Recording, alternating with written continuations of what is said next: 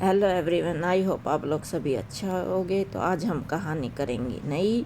प्रभु कृपया ही आपसे प्रार्थना प्रेरक कहानी है। इसमें जो है मन की बात को बताया गया है। मन हमारे अंदर दो होते हैं, एक ऊपर वाला मन, एक अंदर वाला मन। जब हम सच्चे मन से किसी की भी पुकार करते हैं तो भगवान हमारे मन की इच्छा को पूरी करता है। और जो ऊपर वाला मन होता है वो हमें कभी भी सही रास्ता नहीं दिखाता। जो हमारा अंदर का मन होता है वही हमें सही रास्ता दिखाता है। तो इसमें एक रिक्शा वाले की कहानी है, कैसे जो है उसने जो है पुकार की और उसकी कैसे जो है उसकी इच्छा पूरी हुई।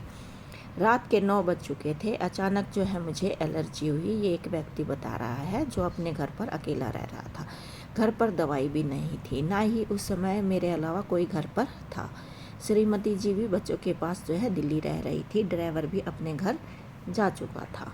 बाहर हल्की बारिश की बूंदें हो रही थी, वरना जो है मैं पैदल भी दवाई लेने जा सकता था। बारिश की वजह से जो है मैं पैदल नहीं गया। दवा की दुकान भी ज़्यादा दूर नहीं थी, पैदल भी जा सकता था, लेकिन बारिश की वजह से मैंने जो है रिक्शा लेना ही उचित समझा। बगल में राम मंदिर बन रहा था। एक रिक्शा वाला भगवान की प्रार्थना कर रहा था। मैंने उससे पूछा चलोगी क्या, तो उसने सहमति में अपना सिर हिला दिया और बैठ गया। हम रिक्शा वाले की काफ़ी बीमार लग रहा था और उसकी आंखों में भी आंसू आ रहे थे। मैंने पूछा क्या हुआ भैया, रो क्यों रहे हो, और तुम्हारी तबीयत तो ठीक है ना? वो कहता है मेरी तबीयत ठीक नहीं है। उसने बताया कि बारिश की वजह से 3 दिन तक उसे कोई काम भी नहीं मिला है और उसका पूरा बदन जो है दर्द कर रहा है। अभी भगवान से प्रार्थना कर रहा था कि आज मुझे भोजन दे दो, मेरे रिक्शे के लिए 2 सवारी भी भेज दो। मैं बिना कुछ बोले रिक्शा रुकवाकर दवा की दुकान पर चला गया। वहाँ खड़े खड़े सोच रहा था, कहीं भगवान ने तो मुझे इसकी मदद करने के लिए नहीं भेजा है, क्योंकि यदि यही एलर्जी आधे घंटे पहले उठती तो मैं ड्राइवर से दवा मंगवा लेता। रात को बाहर निकलने की मुझे कोई ज़रूरत भी नहीं थी और पानी ना बरसता तो मैं रिक्शा में भी नहीं बैठता, पैदल भी जा सकता था। मन ही मन भगवान को याद किया और पूछ ही लिया भगवान से, मुझे बताइए क्या आपने रिक्शा वाले की मदद के लिए मुझे भेजा है? मन में जवाब मिला हाँ। मैंने भगवान को धन्यवाद किया। अपनी दवाई के साथ रिक्शे वाले के लिए भी दवा ली। बगल के रेस्तरां से छोले भटूरे पैक करवाए और रिक्शा पर आकर बैठ गया। जिस मंदिर के पास से रिक्शा ली थी वहीं पहुंचने पर मैंने रिक्शा रोकने को कहा।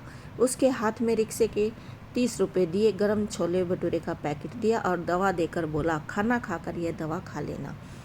एक एक गोली ये दोनों अभी एक एक ले लो और एक एक सुबह नाश्ते के बाद ले लेना। उसके बाद मुझे आकर फिर दिखा जाना। रोते हुए रिक्शा वाला बोला, मैंने तो भगवान से 2 रोटी मांगी थी, मगर भगवान ने तो मुझे छोले भटूरे ही दे दिए। कई महीनों से मेरी बहुत इच्छा थी छोले भटूरे खाने की।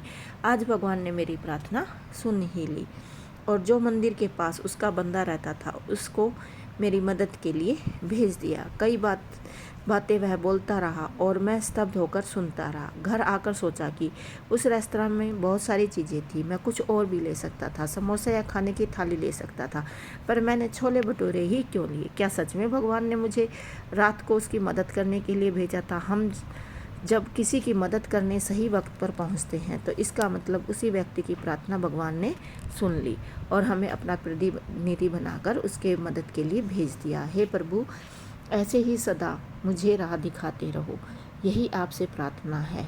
जय श्री राम।